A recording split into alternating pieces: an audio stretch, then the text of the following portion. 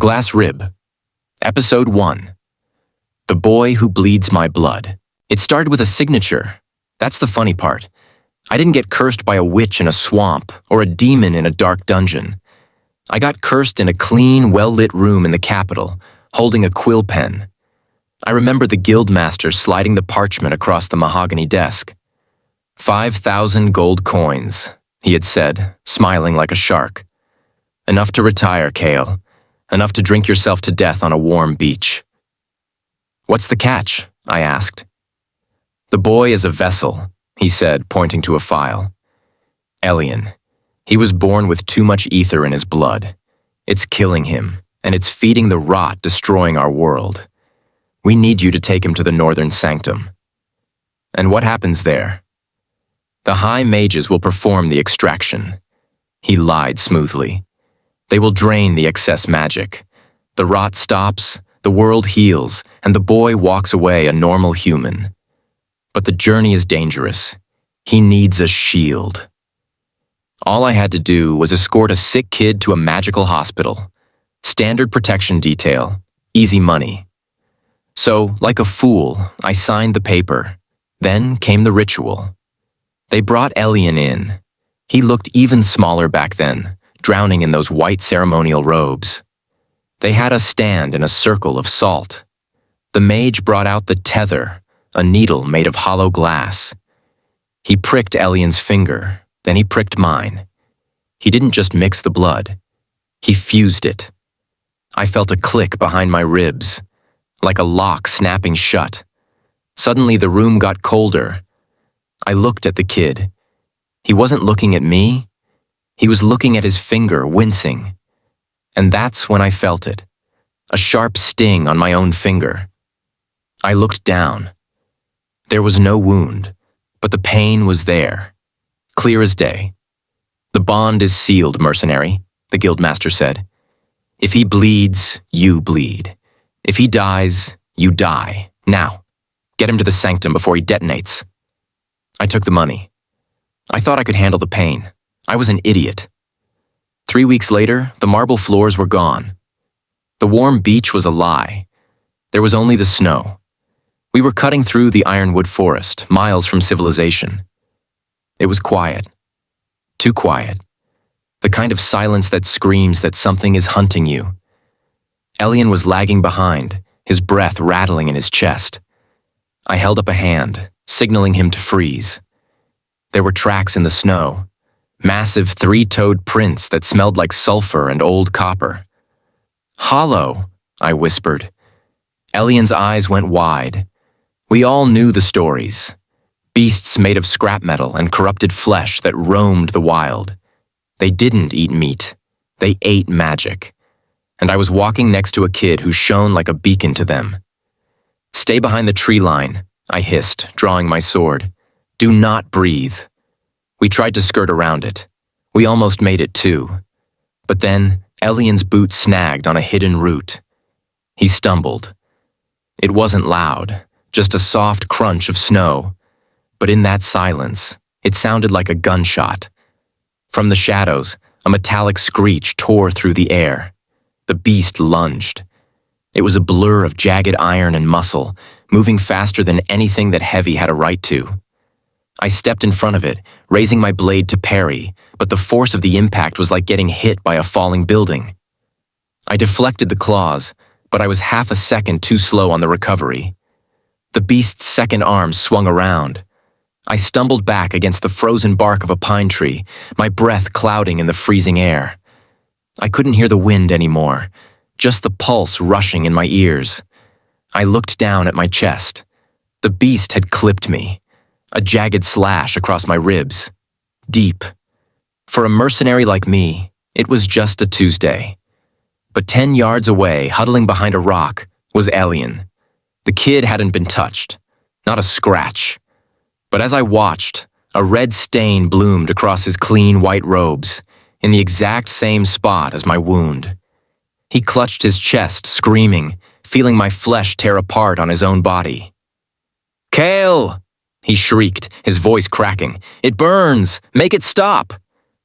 That is the curse. That is the contract. I am the bodyguard. He is the cargo. If he gets hurt, I feel it. If I get hurt, he bleeds. And if his heart stops, mine stops. I ignored the fire in my ribs. I gripped my sword, the iron freezing against my palm, and I turned back toward the monster. "Stay down, Elian," I roared. "Don't look at it." I didn't fight for my life that day. I fought for his. Night fell like a hammer. We found shelter under a rock overhang, just enough to keep the snow off. I sat by the fire with my shirt off, a needle and thread in my hand. Elian sat on the other side of the flames, fully clothed, shivering. But every time I pushed the needle into my skin to close the wound, he flinched. "Hold still," I grunted through my teeth. "I'm trying," he stammered, his eyes squeezed shut. It feels like you're sewing my skin, Kael." "I am sewing your skin, kid," I muttered. "Virtually. So shut up and let me work, or we both bleed out in this godforsaken snow." I pulled the thread tight. Elian gasped, tears springing to his eyes.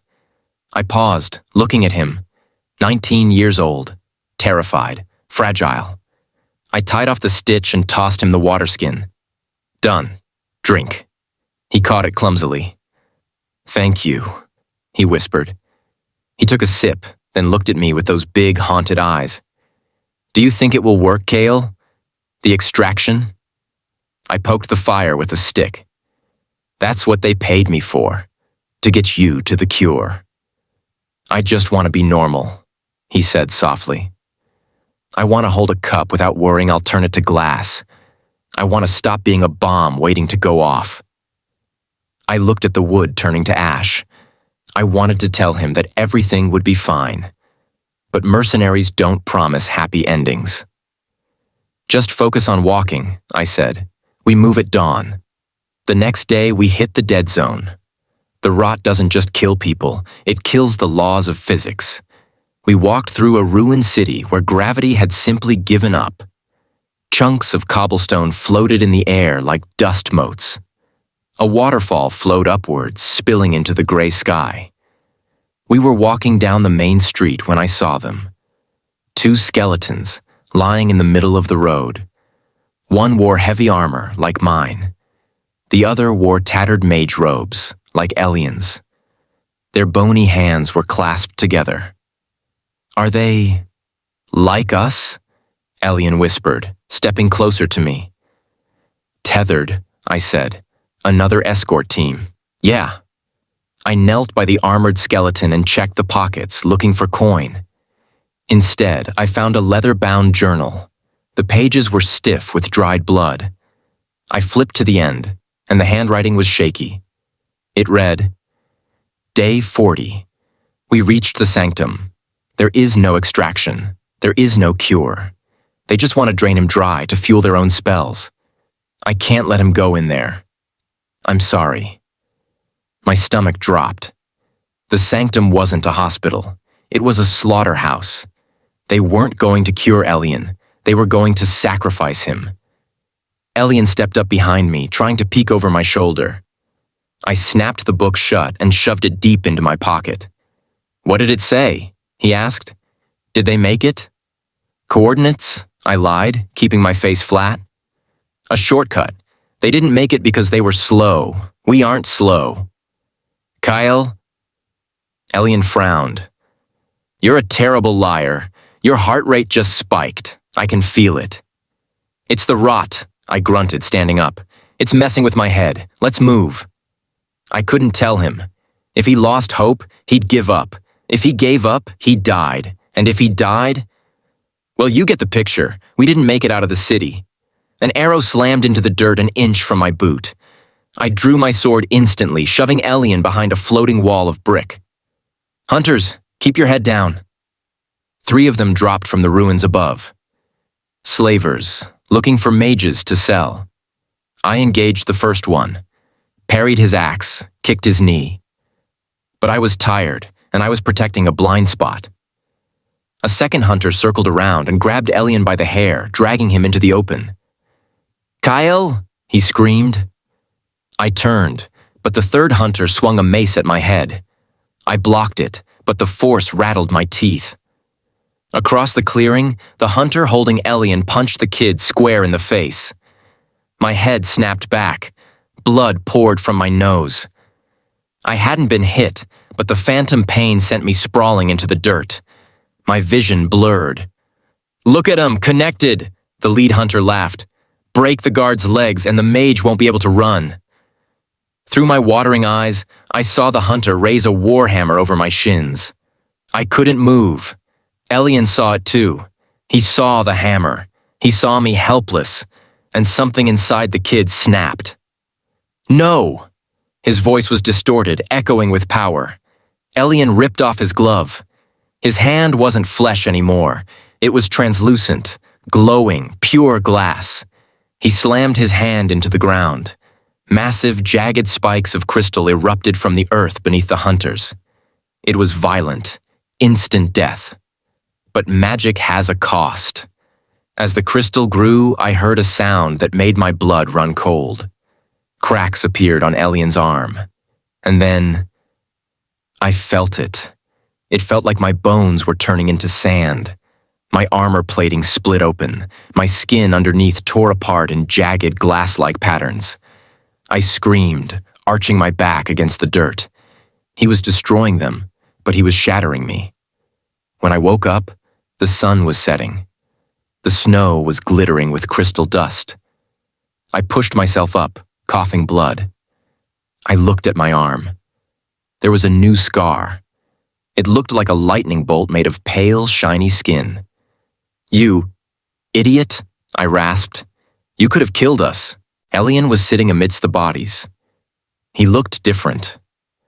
The fear was gone, replaced by a hollow, cold look. He was holding his glass hand, watching it slowly turn back to flesh. "They were going to cripple you, Kael," he said quietly. I did the math. A broken leg is worse than a few cracks in our skin. "You did the math?" I stared at him. "Since when are you a strategist?" Elian stood up. He walked over to the dead hunter leader and picked up a dagger, inspecting the blade. "Since I realized you were lying to me." I froze. "What?" "The journal. In your pocket," he said, not looking at me. "You didn't hide it well enough. I know the sanctum is a trap, Kael. I know there is no cure waiting for us." "Then why are we still walking, kid?" I asked, my voice rising. "If you know we're walking to our deaths?" He turned to look at me then. The wind blew his hair across his face, but his eyes were steady. "Because if we go back, the hunters find us. If we stay here, the cold kills us. The sanctum might be a trap, but it's the only place with answers." He sheathed the dagger and reached out a hand to help me up. "Get up, Kael. You're the bodyguard. Try to keep up." I looked at him. The shivering boy from the capital was gone. Something else had taken his place. I took his hand. It was cold. "Lead the way," I said. We turned our backs on the dead city and walked into the dark.